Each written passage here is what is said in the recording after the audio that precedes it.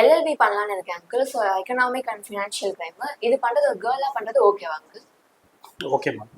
ஏன் ஓகே அப்படின்னு சொல்கிறேன்னா, பிகாம் எல்எல்பி சேர்ந்து படிங்க. ப்ளஸ் டூ முடிச்சோடனே பிகாம் எல்எல்பின்னு 5 வருஷம் டிகிரி இருக்குது.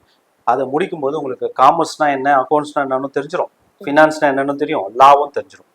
இது முடிச்சதுக்கப்புறமா யூஎஸ் டிகிரி ஒன்று இருக்குது, சிஎஃப்இ சர்டிஃபைடு ஃப்ராட் எக்ஸாமினர்னு. இது நீங்கள் வந்து ஆன்லைனில் ஹைப்ரிட் மோடில் பண்ண முடியும். ஸோ சர்டிஃபைடு ஃப்ராட் எக்ஸாமினர் இந்தியாவில் முடித்தவங்க ரொம்ப கம்மி தான். ஸோ நீ பிகாம் எல்எல்பி பேக்ரவுண்டில் சிஎஃப்இ முடிச்சுட்டு சைபர் கிரைம் ஒரு டிப்ளமோ முடிச்சேன்னா ஃபஸ்ட் கிளாஸான ஜாப் இருக்குது இந்தியாவில். ஒரு கார்பரேட்டில் நீங்கள் போகலாம், இல்லை இண்டிபெண்ட்டாக ப்ராக்டிஸ் பண்ணலாம். ஸோ ஃபினான்ஷியல் கிரைம் இன்னைக்கு வந்து அதிகமாகிட்டு இருக்கு. ஸோ இந்த ஃபினான்ஷியல் கிரைமில் ஆஸ் ஏ கேர்ளாக நீங்கள் தைரியமாக ஒரு ஸ்டெப் எடுத்து முன்னே வந்து இந்த கொஷின் கேட்டிருக்கீங்க. இதில் நிறைய ஓப்பனிங் இருக்குது, ஆப்பர்ச்சுனிட்டி இருக்குது. இன்றைக்கி இந்த கொஷின் அளவுக்கு யாராவது யோசனை பண்ணியிருக்காங்களான்னு எனக்கு தெரியாது. ஸோ திரும்பவும் ரிப்பீட் பண்ணுறேன், நீங்கள் பிகாம் வித் எல்எல்பி முடிச்சுட்டு சிஎஃப்இ பண்ணணும், சர்டிஃபைடு ஃப்ராட் எக்ஸாமினர்னு. அதுக்கப்புறம் சைபர் கிரைமில் ஒரு டிப்ளமோ முடிச்சிங்கன்னா ஃபினான்ஷியல் கிரைமை பற்றின ஒரு டாப் லெவல் லீடராக உங்களால் வர முடியும். இப்போ நீங்கள் பார்த்தீங்கன்னா பெரிய பெரிய கார்பரேட் கம்பெனிலலாம் வந்து சைபர் கிரைமு இல்லைன்னா ஃபினான்ஷியல் கிரைமுக்குனே வந்து ஆடிட்டர்ஸே நிறைய பேர் இருக்காங்க. ஸோ அப்போ இதை நீங்கள் பண்ணீங்கன்னா பெட்டராக வர முடியும். இது வந்து ரொம்ப செக்யூர்டு ஜாபு. ஸோ இதை ப்ராக்டிஸ் பண்ண முடியும். இதில் வந்து ஜெண்டர் பாகுபாடுன்னு ஒன்று கிடையவே கிடையாது. ஜென்ஸ் பண்ணலாமா இல்லை, எல்லாரும் எல்லாருமே பண்ணலாம். இன்னைக்கு இது வளர்ந்து வர ஒரு துறை. கிட்டத்தட்ட இந்த ஒரு டிபார்ட்மெண்ட்டில் மட்டுமே நீங்கள் சொல்றீங்களா ஃபினான்ஷியல் கிரைம்னு ஒரு 1 lakh ஜாப் வரலும் காலியாக இருக்கு. இதை பற்றின ஒரு அவேர்னஸே யாருக்கும் கிடையாது. ஓகே, வேற என்ன வேணும் இதை பற்றி டீட்டெயில் வேணும்?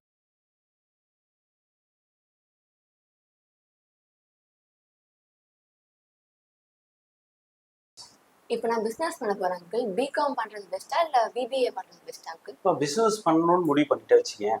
பிகாம் யூஜியில் பண்ணிட்டு பிஜியில் வந்து எம்பிஏ பிஸ்னஸ் ஸ்டடீஸ் பண்ணுவேன். அப்போ உங்களுக்கு வந்து மோர் இன்ட்டு யூஸ்ஃபுல்லாக இருக்கும். ஸோ பிகாம் வந்து கோர் சப்ஜெக்ட் வந்து கம்ப்ளீட்டாக அக்கௌண்ட்ஸ் அண்டு பிஸ்னஸ் கொஞ்சம் தான் வரும்.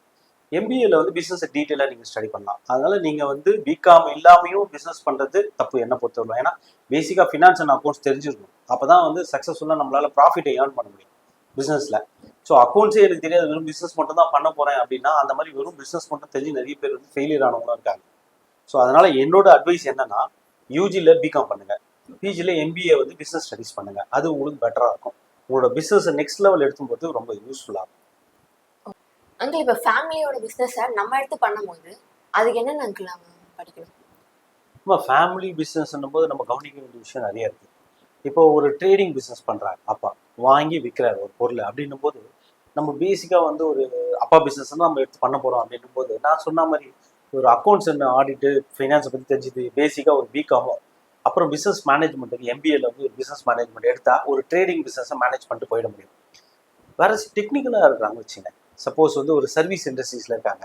இப்போ like doctor, architect, advocate, auditor அப்படின்னும் போது இதை வந்து அவங்களோட பசங்க எடுத்து பண்ண முடியாது. அவங்க படிக்கணும். அந்த டிபார்ட்மெண்ட்டில் வந்து ஆடிட்டருக்கு படிக்கணும், அட்வொகேட்டுக்கு படிக்கணும், ஆர்கிடெக்ட் படிக்கணும்.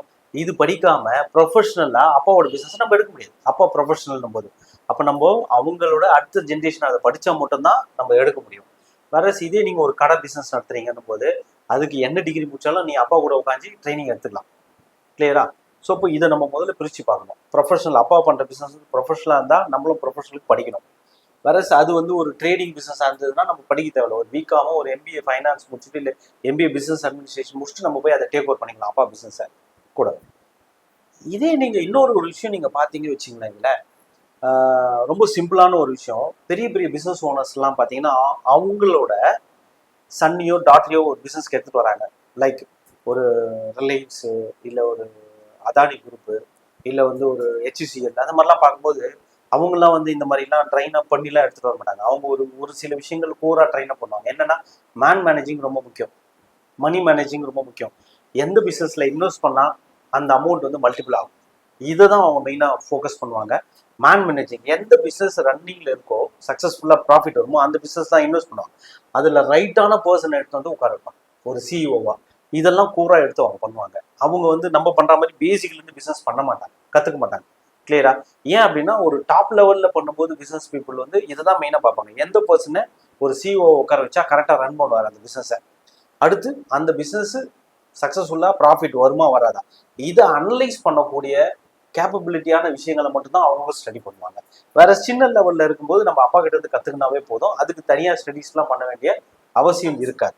ஓகே ஓகேவா? ஓரளவுக்கு புரிஞ்சுதா? சாட்டிஸ்ஃபை ஆச்சா உனக்கு? புரிஞ்சிச்சு. டவுட்ஸ் எல்லாம் இப்ப கிளியர் ஆன மாதிரி இருக்கு. ஓகே. தேங்க்யூ. தேங்க்யூ.